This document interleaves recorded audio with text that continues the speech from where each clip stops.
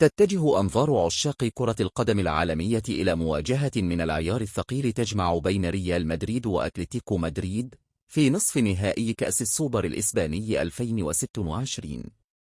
كلاسيكو مدريد يتكرر مرة أخرى، لكن هذه المرة بنكهة خاصة، حيث يدخل الفريقان اللقاء بطموحات كبيرة لحجز بطاقة العبور إلى النهائي. ريال مدريد بقيادة نجومه وتألق لاعبيه هذا الموسم يسعى لتأكيد تفوقه واستمرار نتائجه الإيجابية في المسابقات المحلية والأوروبية. الفريق الملكي يعتمد على قوته الهجومية وخبرة لاعبيه في المواعيد الكبرى.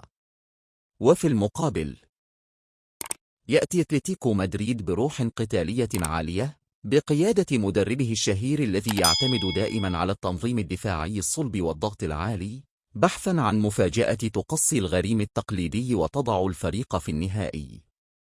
موعد المباراة: تقام مباراة ريال مدريد وأتلتيكو مدريد في نصف نهائي السوبر الإسباني يوم الأربعاء 14 من يناير 2026، وذلك عند التوقيت التالي: 8:00 مساء بتوقيت المغرب وتونس، 9:00 ليلا بتوقيت الجزائر، 10:00 ليلا بتوقيت مصر، 11:00 ليلا بتوقيت السعودية وقطر.